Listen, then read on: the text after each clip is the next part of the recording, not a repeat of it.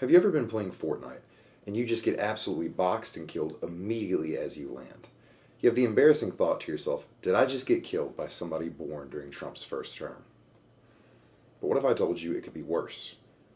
What if I told you you could have been killed by the last living Civil War pensioner? Hi, I'm Crate13, and I have a disdain for the United States Postal Service. Today, we're talking about the last person to receive a pension from the U.S. government in regards to the U.S. Civil War. But first, some background. In July of 1862, the first year of the Civil War had not been going so good for the Union. They were coming fresh off of losses from the First Battle of Bull Run and of Ball's Bluff. I really am sorry. I wish I could have had a camera recording when I was doing the research for this. Because, growing up in the South, you always hear, well, hey, we were winning at first. Everybody always loves to talk about that, like in the education classes. I've never heard of the Battle of Ball's Bluff, but resounding Confederate victory. Great success. But it was... I died laughing when I looked that up, and I'm ashamed that I did. After hearing that your side had just lost the Battle of Ball's Bluff, you would naturally be low in morale. So, that left Lincoln looking for new ways to convince men to join, fight, and die in the meat grinder that was the Civil War. One of those ways was by creating a lifetime pension for Union soldiers who served, and this was later amended to include widows and orphans of the soldiers. This deal spurred many not only to join, but also to defect. One of these men was Mose Triplett of the 53rd North Carolina Regiment. He was a part of Lee's army marching north towards Gettysburg in 1863 when he was hospitalized. Upon hearing the news that you could get a lifetime pension if you joined the Union Army, he promptly escaped the hospital and defected to Union lines. He was clearly a man of strong convictions.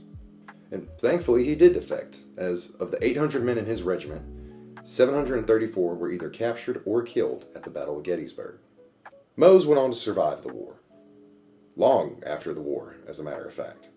Triplett ended up getting married, and by all means ended up living a very normal life. That is, until 1923, when his wife would pass away. Not even a full year later, he would remarry to one Miss Elida Hall. She was 50 years his junior, as he was 83 years old at the time.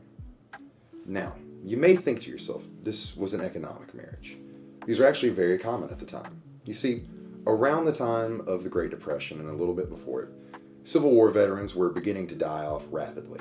Any that were still alive would be in or approaching their 90s, and they needed someone to be at their home to help take care of them if they didn't have a wife anymore. So, these old Union soldiers would offer to marry young women in their community.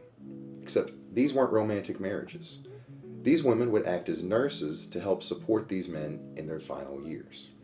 They would feed them, care for them, nurse them, bathe them. All of these things that they would need done for them, these young women did for them. And in return, they would be legally married, so upon the veteran's death, they would receive a lifetime pension from the government the rest of their life, which, during the Great Depression, ended up saving a lot of women.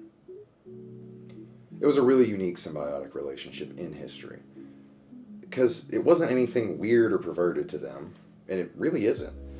It was just old men offering these women a gift for the rest of their lives that could help support them forever if they just took care of them for a couple of years.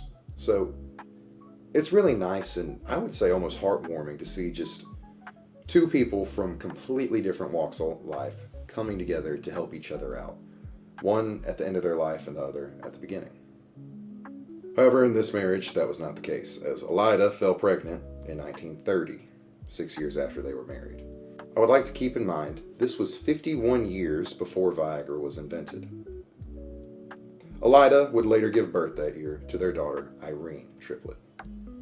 Mose would later pass away 8 years later in 1938, leaving behind his widow and his child. However, Irene would not recount on this time as anything negative, as her only memories really of her father were that of beatings and cruelty. Elida Hall would later go on to pass away in 1967, leaving behind their daughter Irene. And in most cases, this is where our story would end. However, Irene had a cognitive disability, which made her entitled to still receive the Civil War pension. Irene would get a check from the VA office every month for $73 for her father's service in the Civil War.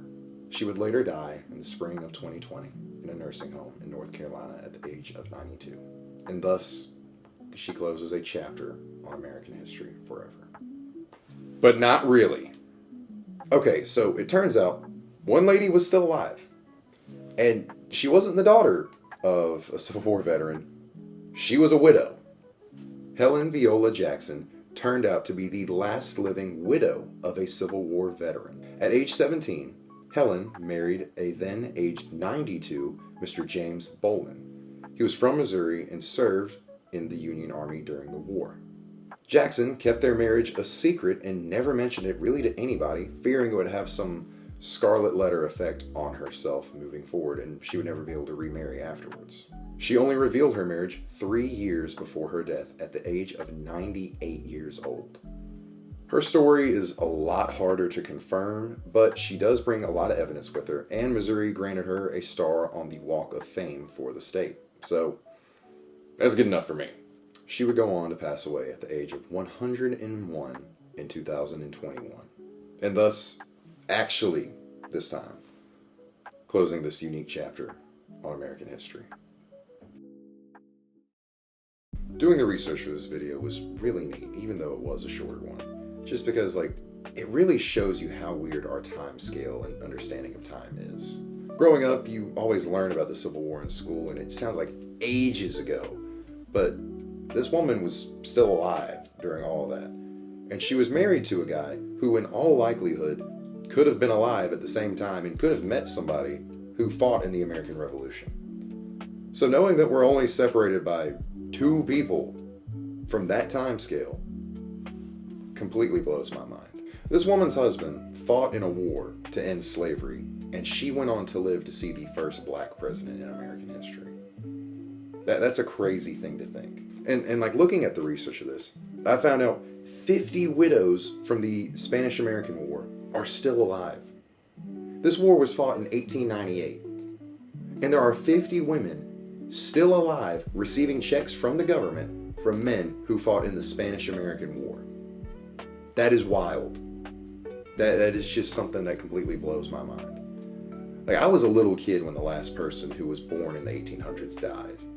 So seeing that and just knowing there's still that connection to it, it's cool to me.